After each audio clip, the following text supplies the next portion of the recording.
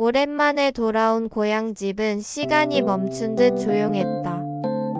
현관문 손잡이는 녹이 슬어 있었고 마당의 감나무는 이미 잎을 다 떨어뜨린 지 오래였다. 그는 신발을 벗고 천천히 집 안으로 들어섰다. 먼지 냄새, 오래된 나무장의 향, 그리고 어디선가 풍겨오는 약한 된장 냄새까지. 모든 게 기억 속 엄마의 집 그대로였다. 엄마. 그는 조용히 불렀다. 대답은 없었다. 이제 이 집엔 아무도 살지 않는다. 엄마가 세상을 떠난 지 벌써 3년.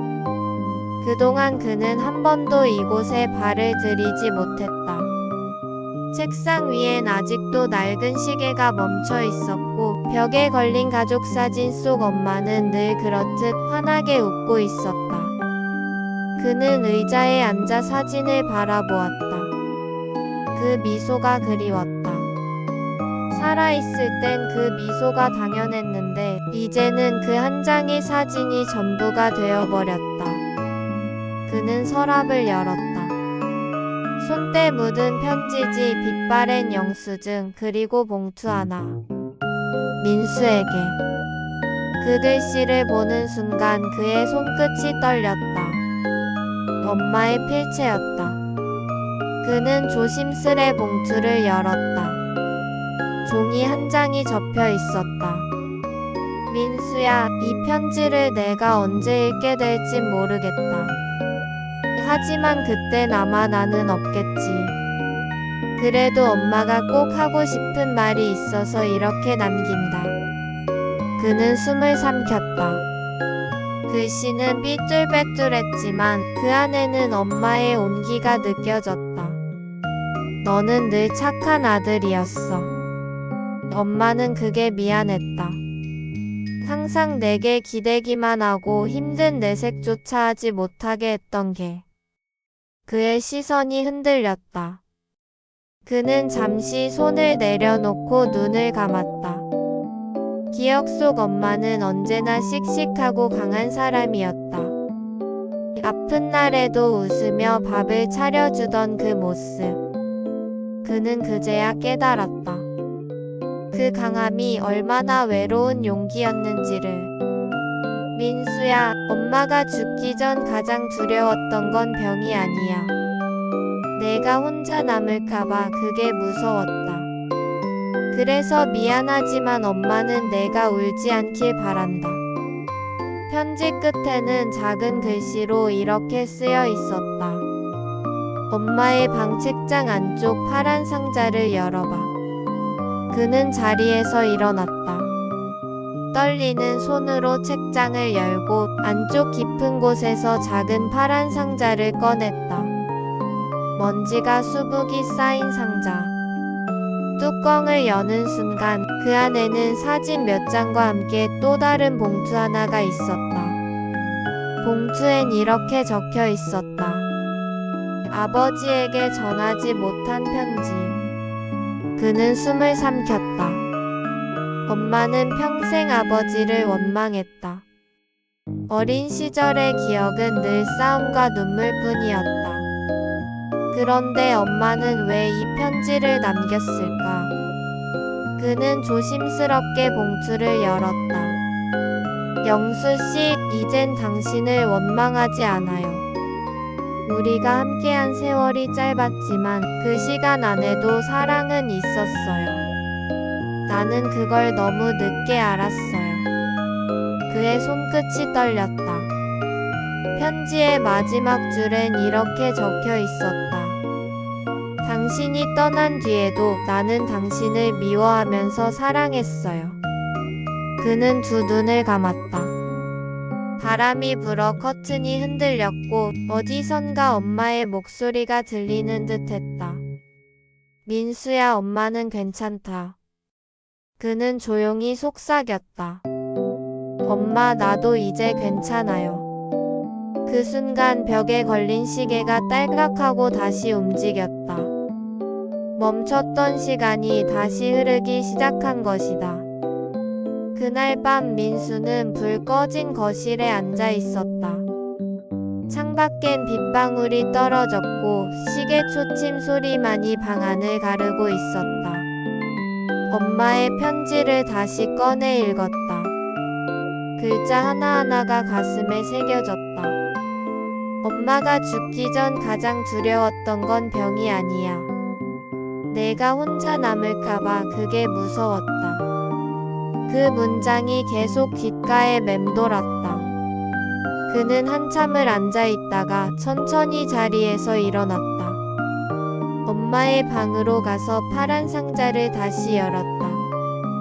그 안에는 엄마의 반지, 낡은 수첩, 그리고 오래된 편지들이 있었다. 편지의 봉투에는 모두 이름이 적혀 있었다. 언니에게, 아버지에게, 민수에게, 그리고 나에게. 그는 마지막 봉투를 집어들었다. 나에게. 엄마가 스스로에게 쓴 편지였다. 그는 잠시 숨을 멈추고 조심스럽게 편지를 펼쳤다. 순자야, 넌 참 고생 많았다. 사랑도 가족도 인생도 마음처럼 되지 않았지. 하지만 넌 끝까지 버텼고 마지막엔 사랑으로 떠날 수 있었잖아.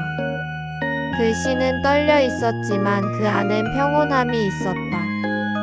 민수를 낳고 그 아이가 웃는 걸 볼 때마다 하늘이 내게 다시 기회를 준 것 같았어. 그 애는 내가 받은 세상의 모든 선물이야. 부디 그 아이가 혼자가 아니길 바란다. 민수는 편지를 쥔 채 울음을 터뜨렸다. 그의 어깨가 떨렸고 눈물이 손등을 적셨다. 엄마, 왜 이제야? 그의 목소리는 바람처럼 떨렸다. 집안에는 아무도 없었지만 어딘가에서 엄마의 숨결이 여전히 느껴졌다. 그는 창문을 열었다. 빗소리와 함께 찬 공기가 들어왔다. 마당의 감나무 아래 작은 비석 하나가 반쯤 흙에 묻혀 있었다.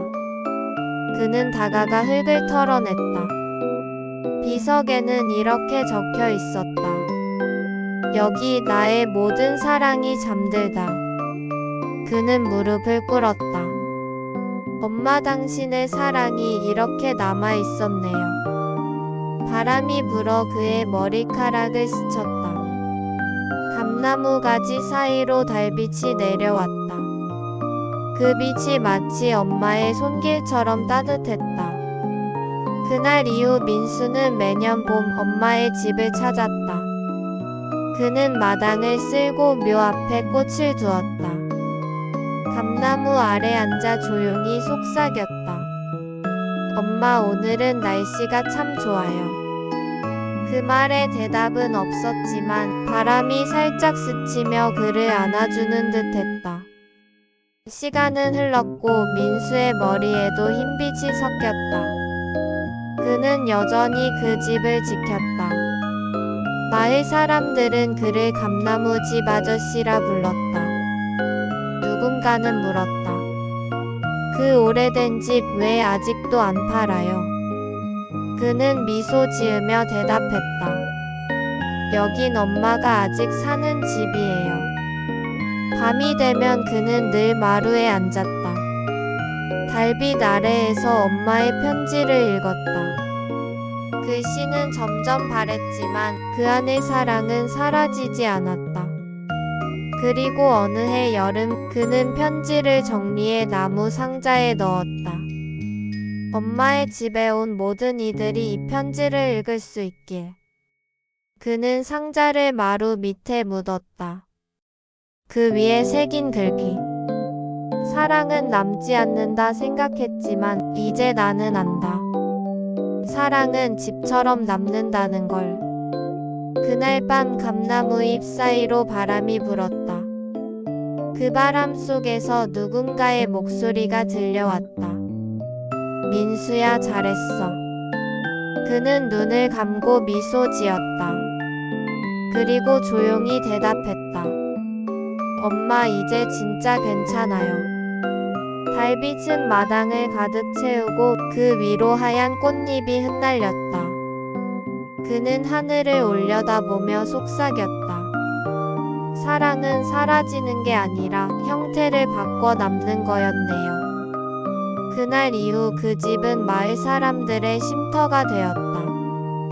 누군가 슬플 때, 지칠 때 그들은 엄마의 집에 찾아왔다. 그리고 모두 그곳에서 따뜻한 차 한 잔과 한 장의 편지를 받았다. 그 편지엔 언제나 같은 글귀가 적혀 있었다. 사랑은 말하지 않아도 남는다.